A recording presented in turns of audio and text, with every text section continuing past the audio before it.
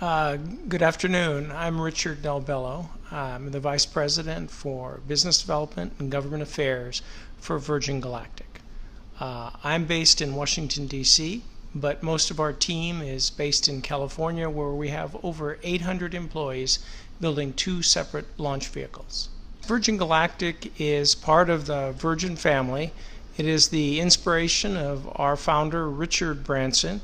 About 10 years ago, he began to consider the idea of opening up space, democratizing space for normal men and women.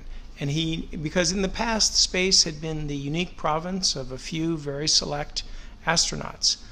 Not only a few more than approximately 500 people over the entirety of the whole space age have been to space. And the goal was to open this up so that more people could experience this, to see this beautiful planet that we live on. So they came up with the concept for Virgin Galactic. It's an air-launched spaceship that goes up to nearly 100 kilometers and allows 4 minutes of microgravity experience so that normal people can see our planet as a beautiful round ball in space and can feel the exhilarating experience of weightlessness. It was primarily focused on human beings, although in our more recent dialogue with ASI, I think that there's been a hope to investigate the research potential of this vehicle. We are already flying 2 suborbital missions for NASA, and I think President Battiston and his team looked at this vehicle and were asking, what is the potential for this vehicle for doing microgravity research that would be something a step between a sounding rocket and the space station. Obviously the space station is probably one of the best environments, but it's very expensive and very difficult to get to, and it takes a long time to develop payloads, which then need to be placed on the space station, and then a very long time before you can recover the samples of those experiments. So the goal is to try to find a middle step so that research can be done, high quality research can be done on the spaceship. So that is the very important dialogue that we've entered into with ASI. Separately, we're also developing a separate vehicle which will take satellites, small satellites, to space, into orbit, so that these are, unlike the spaceship, which carries research and humans up to about 100 kilometers and then comes back down. This would be a small launch vehicle that would put satellites into orbit. So we've actually spun that, we could say spun off that company, so now Virgin Galactic has essentially become 2 companies. Virgin Galactic is the spaceship company, and we've created a new company called Virgin Orbit, which will be the company that specializes in launching small payloads to space.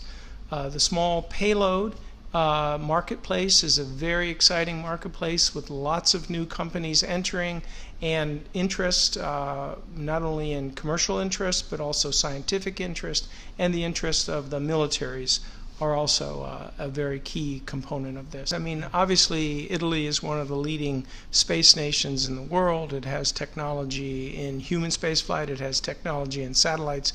It has been a key member of the space station, is a leader in microgravity research. So and of course, space science. I mean, Italy has played a key role in space science. So I think in all of those areas, we're looking at Italy as a very sophisticated partner who can help us to define our future goals, particularly as we develop the new research mission for the spaceship.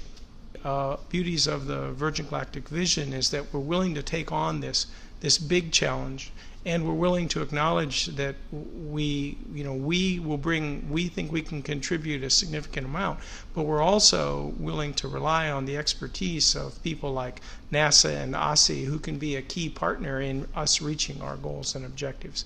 But you're right, it is very difficult, and we keep that in mind every day. And we're also very concerned because on the spaceship we'll be carrying people, and whenever you carry people, safety has to be a key consideration. Well, we have, again, the two separate programs. Speaking first about the spaceship, we are in flight test. We're actually flying again. I think we're scheduled to fly again next week and do another. We laid out a very detailed experimental path forward to full spaceflight, and next week will be another what we call a glide flight, where the White Knight, which is the mother aircraft, takes the spaceship up to about 15,000 meters and drops it, and then it performs basically various systems tests on its way down, and then it lands as a glider. And we hope by the end of this year to be doing what we call powered flight, which is actually lighting the engine and on our way to reaching our ultimate goal. On the small launch vehicle side, we have completed a very extensive round of engine tests, and we are ready to start integrating stages of the launch vehicle. So the next step will be what we call stage testing, where the tanks and the rockets are connected and we fire them on the ground. And then this week we had the delivery of our carrier aircraft for the small launch vehicle. So we'll be getting the carrier aircraft ready, and it is our hope by early next year that we'll be offering the first test flights and then commercial operations next year. Yes, it is indeed. I come from a little town in the north called Fonte Alto, near Treviso. Yes, I met my relatives several times. I haven't had an opportunity to see them recently, but it was an important experience for me to come back to my Italian heritage.